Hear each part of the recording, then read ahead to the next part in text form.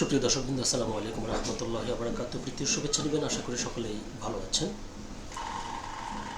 চট্টগ্রামের সাবেক mayor M মঞ্জুর আলম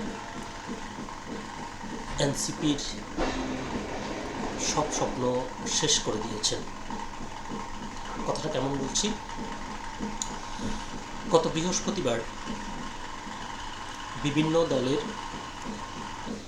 নেতাকর্মী সহ অনেককেই এনসিপিতে যোগ দেবে এরকম একটি অনুষ্ঠানের আয়োজন করা হয়েছিল।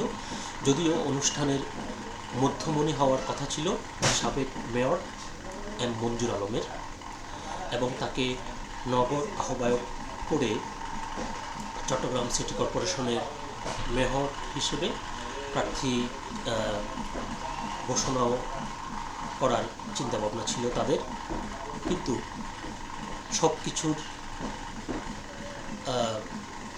সব কিছুতেই জল ঢেলে দিলেন মঞ্জুর আলম। তিনি এনসিপির লোকদের যন্ত্রণায় নাকি ফোন বন্ধ করে বাসা থেকে সটকে পড়েছেন, এরকম একটি প্রতিবেদন প্রকাশিত হয়েছে দৈনিক যুগান্তর পত্রিকায়। চলুন দেখি আমরা সেই প্রতিবেদনে বিস্তারিত কি উঠে এসেছে। মঞ্জুর আলমকে টানতে পারল না এনসিপি, দুদিন ধরে যোগাযোগ বিচ্ছিন্ন। এটি হচ্ছে প্রতিবেদনটির শিরোনাম। বিস্তারিত বলছে যে চট্টগ্রাম সিটি কর্পোরেশনের সাবেক মেয়র এম মঞ্জুর আলমকে শেষ পর্যন্ত টানতে পারল না জাতীয় নাগরিক পার্টি এনসিপি। তাকে নগর শাখার আহ্বায়ক করা এবং পরবর্তীতে দলের পক্ষ থেকে মেয়র হিসেবে মনোনয়ন দেওয়ার প্রস্তাব দেওয়া হয়েছিল। এনসিপির মুখ্য সমন্বয়ক হাসনাত আবদুল্লাহ এমপি স্বয়ং চট্টগ্রামে এসে তার বাসভবনে গিয়ে এই প্রস্তাব দিয়েছিলেন। তার উপর ভরসা করে এনসিপি চট্টগ্রামে বিভিন্ন রাজনৈতিক দলের নেতাকর্মীদের যোগদান অনুষ্ঠানের আয়োজন করে গত বৃহস্পতিবার। চট্টগ্রাম প্রেস ক্লাবে আয়োজিত এই অনুষ্ঠানে দলের আহ্বায়ক নাহিদ ইসলাম এমপি ও দক্ষিণাঞ্চলের মুখ্য সংগঠক হাসনাত আবদুল্লাহ এমপি উপস্থিত ছিলেন। এদিকে সংশ্লিষ্টরা বলেছেন, অনুষ্ঠানের 2 দিন আগে থেকেই মঞ্জুর আলমের সঙ্গে এনসিপির পক্ষ থেকে নানাভাবে যোগাযোগের চেষ্টা করা হয়। তাদের বিরক্তির যন্ত্রণায় মঞ্জুর আলম প্রথমে নিজের মোবাইল ফোন বন্ধ করে যোগাযোগ বিচ্ছিন্ন থাকেন। এক পর্যায়ে উত্তর কাট্টলির বাসা থেকেই তিনি সরে যান। পরে পুলিশ ও বিভিন্ন সংস্থার লোকজন বাসায় গিয়েও মঞ্জুর আলমকে খুঁজে পাননি এবং তার অবস্থান শনাক্ত করতে পারেননি। শেষ পর্যন্ত মঞ্জুর আলমকে ছাড়াই এনসিপির যোগদান অনুষ্ঠান সম্পন্ন হয়েছে। কেবল মঞ্জুর আলমই নন, এই অনুষ্ঠানে বিএনপি, জামায়াত বা অন্য কোনো দলের উল্লেখযোগ্য কোনো নেতাকর্মীও যোগ দিতে দেখা যায়নি। বেশ কিছু লোককে ফুলের মালা দিয়ে বরণ করা হলেও এদের কেউই পরিচিত মুখ নন। ফলে চট্টগ্রামে এনসিপির এই যোগদান অনুষ্ঠানটি এক ধরনের হতাশায় ভরা ও ফ্লপ ছিল বলে মনে করেন সংশ্লিষ্টরা। শুক্রবার বিকেলেও মঞ্জুর আলমের ব্যক্তিগত মোবাইল নম্বরে ফোন করেন এই প্রতিবেদক। তার ফোনটি বন্ধ পাওয়া যায়। তবে তার পরিবারের একজন সদস্য যুগান্তরকে জানান, মঞ্জুর আলম এনসিপির বিরক্তির যন্ত্রণায় ফোন বন্ধ রেখেছেন, বাসা থেকেও সরেছিলেন। ইচ্ছার বিরুদ্ধে জোর করে তো কেউ কাউকে কোনো দলে ভেড়াতে পারেন না। আরেকটি পক্ষ মঞ্জুর আলমকে এনসিপিতে ঠেলে দিয়ে প্রশ্নবিদ্ধ করতে চান বলেও দাবি করেন মঞ্জুর পরিবারের ওই সদস্য। এনসিপির দক্ষিণাঞ্চলের মুখ্য সংগঠক হাসনাত আবদুল্লাহ এমপি গত 1 বৈশাখ এম মঞ্জুর আলমের উত্তর কাট্টলির বাসভবনে এসেছিলেন। তাকে এনসিপির নগর কমিটির আহ্বায়ক হওয়া এবং সিটি কর্পোরেশনের নির্বাচনে দলের পক্ষ থেকে তাকে মেয়র পদে মনোনয়নের প্রস্তাব দেওয়া হয়। কিন্তু ওই প্রস্তাবে তিনি তখনও রাজি হননি। যদিও দুই পক্ষই হাসনাত আবদুল্লাহর ওই সফরকে ব্যক্তিগত সফর এবং কোনো ধরনের রাজনৈতিক আলাপ আলোচনা হয়নি বলে দাবি করেন তখন। কিন্তু সেই সফরটি যে রাজনৈতিক এবং মঞ্জুরকে দলে টানা সংক্রান্ত ছিল, সেটি এখন এসে অনেকটাই স্পষ্ট হয়েছে।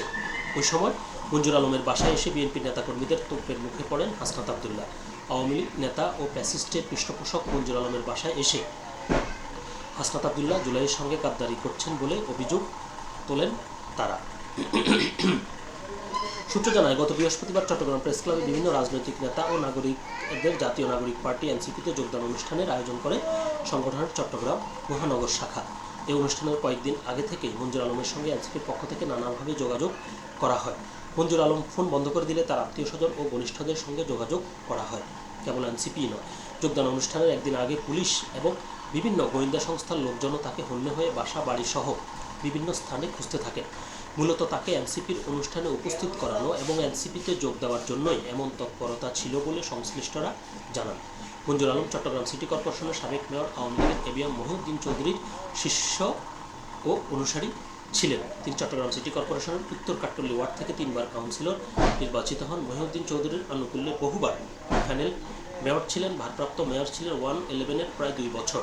111-এ মহিউদ্দিন চৌধুরী গ্রেপ্তার হওয়ার পর তার পরিবারের সঙ্গে মঞ্জুর আলমের দূরত্ব তৈরি হয়। সেই দূরত্বের সুযোগ নেয় বিএনপি। 2010 সালে বিএনপির দুঃসময়ে প্রার্থী সংকটের মুহূর্তে মঞ্জুর আলমকে বেছে নেওয়া হয়। বিএনপির প্রয়াত মন্ত্রী আব্দুল্লাহ আল নোমান ও বর্তমান অর্থ ও পরিকল্পনা মন্ত্রী আমির খসরু মাহমুদ চৌধুরী তাকে টেনে নেন এবং বিএনপি থেকে মেয়র পদে মনোনয়ন দেওয়া হয়। বিএনপির মনোনয়নে মঞ্জুর আলম তার গুরু মহিউদ্দিন চৌধুরীকে বিপুল ভোটে হারিয়ে মেয়র নির্বাচিত হন। এরপর স্বতন্ত্র থেকে 2018 ও 2014 সালে 2বার এমপি নির্বাচন করেন মঞ্জুর আলম, তবে দুটো নির্বাচনেই তিনি হেরে যান। তো প্রতিবেদনটি আরেকটু দীর্ঘ, আমরা অতটুকু পড়ছি না, মূল যে বিষয়টি সেটি উল্লেখ করলাম। তো এর মধ্য দিয়ে পরিষ্কার হলো যে তিনি এনসিপির প্রার্থী হতে চান না। এখন প্রশ্ন হলো যে কেন তিনি এনসিপির ব্যাপারে আগ্রহী নয়। এর আগে তিনি যখন ভারপ্রাপ্ত মেয়র হিসেবে দায়িত্ব পালন করেছিলেন এবং যখন বিএনপি তাকে নমিনেশন দিয়েছিল তখন তো তিনি আপত্তি করেননি। ব্যক্তিগতভাবে আমার কাছে যেটি মনে হয় সেটি হলো এই যে তখন তিনি আপত্তি করেননি এবং তিনি তখন বুঝেছিলেন যে নির্বাচনে জেতা তার জন্য সহজ এবং তিনি বিএনপির সাথে থাকলে নির্বাচনে সহজেই জিততে পারবেন। সেজন্যই তিনি তখন আপত্তি না জানিয়ে সেটি গ্রহণ করেছেন। আর এখন সম্ভবত তিনি বুঝতে পারছেন যে তিনি এনসিপির প্রার্থী হিসেবে যদি তিনি প্রার্থী হন তাহলে তার ঝুঁকি রয়েছে। হয়তো ওই চিন্তাভাবনা থেকে এমনও হতে পারে, আর নয়তো যেহেতু এখন তার বয়স হয়েছে এখন আর তিনি রাজনীতির সাথে জড়াতে চান না, এমনটাও হতে পারে। তো আসলে যদি তিনি নিজে এই বিষয়ে বক্তব্য দিতেন তাহলে আমরা পরিষ্কার ধারণা পেতাম যে তার মনের ভিতরে এ নিয়ে কী চলছে।